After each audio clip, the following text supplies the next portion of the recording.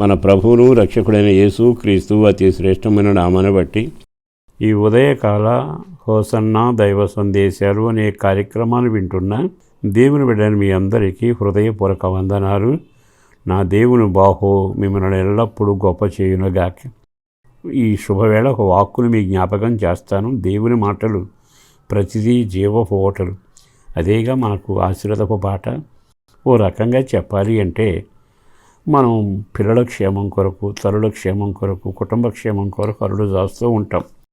అయితే విచిత్రం ఏంటంటే కొన్నిసార్లు ఆస్తి సంపాదిస్తే 2-3 తరాలకు సరిపోతుంది అని అంటాం. కొన్నిసార్లు తరగని ఆస్తి ఉందండి అనే మాటలు కూడా వింటుంటాం.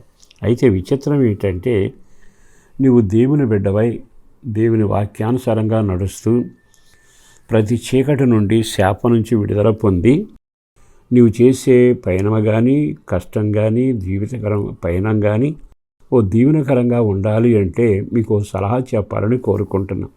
అదేమిటంటే 1000 తరాలకు సరిపడిన దేవుని ఆశీర్వాదం మీ మీదకు వస్తుంది. ఎట్లా? నిర్గమాకాండం 20వ అధ్యాయము 6వ వాక్యం ఇలా రాయబడింది. నన్ను ప్రేమించి నా ఆజ్ఞలను గైకొని వారిని 1000 తరముల వరకు కరుణించువాడనై ఉన్నాను.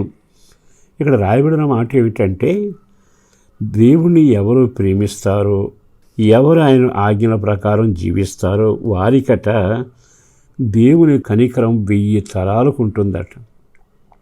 దేవుడు ఒక్కసారి కనికరిస్తేనే బ్రతుకులు మారుతాయి కదా. దేవుడు ఒక్కసారి కనికరిస్తేనే పరిస్థితులన్నీ దీవెనకరంగా వెలుగుమయం అవుతుంది. ఆయన 1000 తరాల వరకు కనికరిస్తాను అంటే ఆ కనికరం ఎంత గొప్పదై ఉంటుంది. మరి ఈరోజు నీవు చేయాల్సింది ఏమిటంటే లేఖనాల ప్రకారం ఆయనను ప్రేమించడం, ఆయన ఆజ్ఞలు గైకొనడం.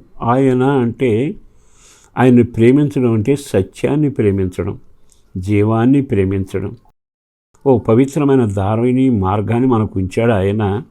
ఆయనను ప్రేమించేవాళ్ళు సత్యమును ప్రేమిస్తారు. ఆయనను ప్రేమించేవారు జీవాన్ని ప్రేమిస్తారు. ఆయనను ప్రేమించేవారు యథార్థతను ప్రేమిస్తారు. ఆయనను ప్రేమించేవారు శత్రుని ప్రేమిస్తారు. ఎప్పుడైతే నీవు ఆయనను ప్రేమించి ఆ మార్గంలో వెళతావో కొన్ని ఆజ్ఞలు, నిబంధనలు దేవుడు నీకు సిద్ధపరిచాడు. వాటిని చదివి వాటి ప్రకారం నీవు నడవగలిగితే, అంటే దేవుని ప్రేమిస్తున్నాను అనే మొదటి మాటకి రెండో మాట ఏమిటంటే ఆయన చెప్పినట్టు నడిస్తేనే నీవు ప్రేమించినట్టు. ఆయన చెప్పినట్టు నీవు నడవడం అంటే ఆయన ఆజ్ఞలు ఉన్నాయిగా, వాటిని గైకొనడం. చాలాసార్లు కొంతమంది పెద్దల మాట మనం జవదాటగా నడుస్తాం. కొన్నిసార్లు ఇంట్లో ఇల్లాలి మాట కానీ, ఇంట్లో యజమాని మాట కానీ గీట దాటకుండా నడుస్తాం కదా.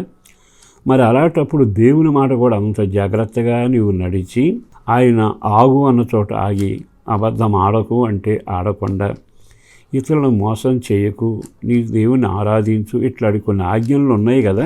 10 ఆజ్ఞలు ఇంచుమించు మీలో చాలామందికి తెలుసు. వాటి ప్రకారం నీవు గైకొంటే దేవుడు ఆస్తి కాదట, ఆయన కనికరాన్ని 1000 తరాలకు నీ పిల్లల మీద ఉంచుతాడు. బాగా ఆలకించండి. ఇన్ని తరాల దీవెన. ఒక్క మనిషిని ఒక్కసారి కనికరిస్తే నీటిలో సాగవలసిన మోషే లేపబడి రాజభవనంలో పెంచబడి రాజవిద్యలు నేర్చుకొని ఇంచుమించు లక్షలాది ప్రజలకు నాయకుడిగా ఉండి సర్వసృష్టిమంతుడు సృష్టించిన సముద్రాన్ని పాయలు చేస్తూ వెళ్ళాడు. ఒకని మీద కనికరం ఎంత గొప్ప కార్యాలు చేసింది.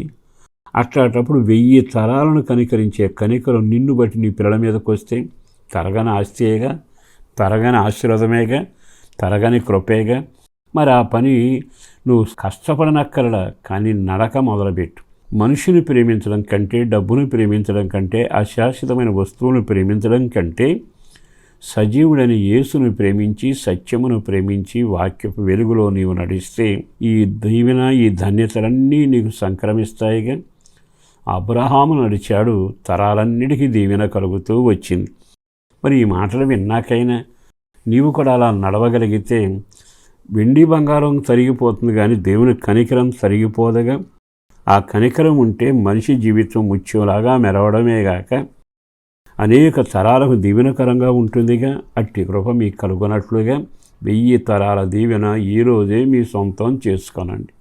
పరిశుద్ధుడును ప్రేమామడిన ప్రభు బిడ్డలను దీవించండి, ఆశీర్వదించండి, క్షేమాన్ని కలుగచేయండి. మంచి మనుగడ, ప్రార్థనాత్మ, రక్షణ భాగ్యం, బిడ్డల క్షేమం, కష్టార్జితం దీవెనకరంగాన వ్యాపార వ్యవసాయ చదువులలో ఉద్యోగాలలో మీరు దీవెన కలుగజేసి నీ రాకడ కొరకు సిద్ధపరచండి. మా ప్రార్థన కోరుకునే వారికి మేలు చేయండి. యేసు శక్తి కలిగిన నామాన్న ప్రార్థించి వేడుచున్నాం తండ్రి, ఆమేన్. ఒక మాట చెబుతాను, జాగ్రత్తగా వింటారు. కొంతమంది యవనస్తుల్ని సేవలో తరఫీదిచ్చి పరిచయలో వాడాలి అనేది ఒక ఆశ. వచ్చే నెల సెప్టెంబర్ 2వ తారీఖు నుండి 30వ తారీఖు వరకు ప్రత్యేక బైబుల్ తరగతులు ఉంటాయి. మీరు మీ పిల్లల్ని, వాళ్ళు పెళ్ళిళ్ళైనా పెళ్ళిళ్ళే కాకపోయినా సమర్పణ సేవ చేయాలని ఆశ కలిగిన వాళ్ళు ఎవరైనా, కొంతమంది ఇప్పటికే ఫోన్లు చేస్తున్నారు ఆయా ప్రాంతాల నుంచి, అట్టి వారందరూ జంక్షన్ మందిరంలో ఉంటారు. అక్కడ వసతి ఉంటుంది, వాళ్ళంతా అక్కడే ఉంటారు. లోకల్గా వచ్చిన వాళ్ళు వెళ్ళిపోతుంటారు. ఒకవేళ సంఘాలు ఉన్న వాళ్ళు వస్తే వాళ్ళు శని ఆదివారం ఇళ్ళకెళ్ళి వస్తుంటారు. 2వ తేదీ నుంచి 30వ వరకు జరిగే కార్యక్రమాలు ఘనంగా జరగాలి, దీవెనకరంగా జరగాలి. యవనస్తులు ప్రోత్సహించి వాళ్ళని పంపండి. వాళ్ళ ద్వారా దేవుడు బలమైన కార్యాలు చేయాలి. ఈ కార్యక్రమం దీవెనకరంగాను ఆశీర్వాదకరంగా జరిగేట్టుగా మీరు ప్రార్థన చేయండి. అన్నిటికంటే మీరు ప్రోత్సహించండి. ప్రభు కార్యములు జరుగునగాక.